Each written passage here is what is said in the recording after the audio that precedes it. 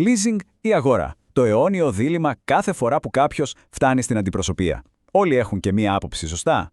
Αλλά οι άποψεις δεν πληρώνουν τους λογαριασμούς. Ας αφήσουμε λοιπόν τις συμβουλές στην άκρη και ας κοιτάξουμε κατάματα τους αριθμούς. Γιατί εκεί, ξέρετε, κρύβεται όλη η αλήθεια. 25.000 ευρώ. Δεν είναι απλά ένας αριθμός, είναι ένα ολόκληρο οικονομικό χάσμα. Είναι η διαφορά ανάμεσα στο να χτίζεις κάτι, μια γέφυρα προς την οικονομική σου ασφάλεια, και στο να βλέπεις τα χρήματά σου απλώς να εξατμίζονται στο κενό. Και όλα αυτά ξεκινούν με μία και μόνο υπογραφή. Λοιπόν, για να το κάνουμε πιο απλό, ας φανταστούμε δύο ανθρώπους, τον Πάνο και τον Θανάση. Θέλουν το ίδιο ακριβώς αυτοκίνητο. Ένα αυτοκίνητο που κοστίζει 30.000 ευρώ. Βρίσκονται στην ίδια αντιπροσωπεία την ίδια μέρα. Το μόνο που τους χωρίζει είναι το συμβόλαιο που θα υπογράψουν σε λίγο. Με μια πρώτη ματιά η επιλογή φαίνεται σχεδόν προφανής. Η συμφωνία του Πάνου είναι ακαταμάχητη. Η μηνιαία του δόση είναι πάνω από 200 ευρώ χαμηλότερη. Μιλάμε για πραγματικά χρήματα που μένουν στην τσέπη κάθε μήνα. Γιατί να πλήρωνε κανείς περισσότερα? Και όμως εδώ είναι η μεγάλη παγίδα, η θεμελιώδης διαφορά. Κάθε ευρώ που δίνει ο Πάνος είναι απλά ενίκιο. Πληρώνει για να χρησιμοποιεί το αυτοκίνητο, όχι για να το αποκτήσει. Κάθε δόση του Θανάση από την άλλη χτίζει ιδιοκτησία. Είναι ένα μικρό του βουλάκι σε κάτι που στο τέλος θα είναι δικό του. Αυτή η λεπτομέρεια, αυτή αλλάζει τα πάντα. Για τα πρώτα 3 χρόνια λοιπόν, ο Πάνος είναι βασιλιάς. Ζει το όνειρο. Οδηγεί ένα ολοκένουργιο αυτοκίνητο, είναι πλήρως καλυμμένος από την εγγύηση, 0 άγχος για πρόβλεπτες βλάβες, οι μόνες του δαπάνες, το μίστομα, η ασφάλεια και η βενζίνη. Το leasing εκείνη τη στιγμή μοιάζει και είναι η απόλυτη, η τέλεια λύση. Και κοιτάξτε τους αριθμούς. Το επιβεβαιώνουν. Μετά από 3 χρόνια, ο Πάνος έχει ξοδέψει σχεδόν 10.000 ευρώ λιγότερα από τον Θανάση. Έχει περισσότερα λεφτά, οδηγεί το ίδιο αυτοκίνητο και έχει το κεφάλι του ήσυχο. Η στρατηγική του μοιάζει αλάνθαστη. Η υπόθεση μοιάζει να έχει κλείσει. Την ίδια στιγμή, ο Θανάσης περνάει μια πολύ δύσκολη φάση. Βρίσκεται σε αυτή την κατάσταση που οι Αμερικάνοι λένε underwater, δηλαδή το αυτοκίνητό του χάνει την αξία του πολύ πιο γρήγορα από ό,τι αποπληρώνει το δάνειο. Με απλά λόγια, χρωστάει περισσότερα από όσα αξίζει το αμάξι του. Είναι μια απογοητευτική κατάσταση, όπου κάθε πληρωμή μοιάζει να πηγαίνει σε έναν κουβά χωρίς πάτο. Και φτάνουμε στο τέλος του τρίτου έτους. Εδώ είναι το σημείο καμπής, η στιγμή που όλα αλλάζουν. Η μίσθωση του Πάνου τελειώνει και πρέπει να αποφασίσει τι θα κάνει. Ο Θανάσης, από την άλλη, απλά συνεχίζει να πληρώνει τις δόσεις του. Εδώ οι δρόμοι τους αρχίζουν να χωρίζουν οριστικά. Υπάρχει μια τέλεια παρομοίωση γι' αυτό. Η μίσθωση είναι σαν ένας κυλιωμένος διάδρομος γυμναστηρίου. Τρέχεις, πληρώνεις, αλλά δεν φτάνεις ποτέ πουθενά. Κάθε 3 χρόνια απλά γυρνάς στην αρχή. Η αγορά όμως έχει μια ξεκάθαρη γραμμή τερματισμού. Η τελευταία δόση. Ας το δούμε λοιπόν βήμα-βήμα. Στα 3 χρόνια, ο Πάνος τι κάνει? Αυτό που κάνουν σχεδόν όλοι. Γυρνάει πίσω και ξεκινάει ένα νέο leasing. Νέος κύκλος, νέες πληρωμές. Στα 5 χρόνια, ο Θανάσης πληρώνει την τελευταία του δόση. Τέλος.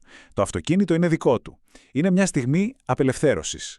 Και στον 6ο χρόνο, ο Πάνος είναι πάλι πίσω στην αντιπροσωπεία, για την 3η του μίσθωση. Ο διάδρομος συνεχίζεται. Ωραία. Τώρα ας κάνουμε ένα βήμα πίσω. Ας πατήσουμε fast forward και ας δούμε πού βρίσκονται οι δυο τους μετά από 10 ολόκληρα χρόνια. Γιατί εδώ κρύβεται όλη η ουσία. Κοιτάξτε αυτόν τον αριθμό. 25.000 ευρώ. Ας τον αφήσουμε λίγο να κάτσει. Δεν είναι απλά ένα ποσό. Είναι το κόστος μιας απόφασης. Είναι ένας ολόκληρος ετήσιος μισθός, είναι διακοπές, είναι μια επένδυση που χάθηκε. Και να η μεγάλη ανατροπή. Αν κοιτάξει κανείς μόνο τις συνολικές πληρωμές, θα πει δεν είναι και τόσο μεγάλη διαφορά. Αλλά το παιχνίδι χάνεται ή κερδίζεται σε μια και μόνο γραμμή, την αξία περιουσιακού στοιχείου. Στο τέλος της δεκαετίας, ο Θανάσης έχει στα χέρια του κάτι που αξίζει λεφτά. Ο Πάνος έχει απλά ένα ντοσιέ γεμάτο αποδείξεις. Γι' αυτό και το καθαρό κόστος για τον Θανάση είναι δραματικά χαμηλότερο. Βέβαια, για να είμαστε απόλυτα δίκαιοι, η ιστορία δεν είναι ποτέ τόσο απλή, άσπρο-μαύρο. Πρέπει να ρίξουμε μια ματιά και στα λεγόμενα ψηλά γράμματα, στους παράγοντες που δεν φαίνονται με την πρώτη ματιά. Το leasing, όσο δελεαστικό και αν φαίνεται με τη χαμηλή του δόση, είναι γεμάτο παγίδες. Έχεις αυστηρά όρια χιλιόμετρων που αν τα ξεπεράσεις, πληρώνεις. Και πληρώνεις ακριβά. Έχεις τον ασαφή όρο της φυσιολογικής φθοράς, που σημαίνει ότι μια γρατζουνιά μπορεί να σου κοστίσει εκατοντάδες ευρώ στο τέλος. Και σαν να μην έφταναν όλα αυτά, πληρώνεις και ένα τέλος επιστροφής, απλά και μόνο για να τους δώσεις πίσω το αυτοκίνητο. Από την άλλη, ας μην ωρεοποιούμε τα πράγματα. Και η αγορά έχει τα ρίσκα της. Με το που τελειώνει η εγγύηση είσαι μόνος σου. Κάθε βλάβη βγαίνει από την τσέπη σου. Και ξέρουμε όλοι ότι μια σοβαρή βλάβη, ας πούμε στο Σασμάν, μπορεί να είναι ένας μικρός εφιάλτης χιλιάδων ευρώ.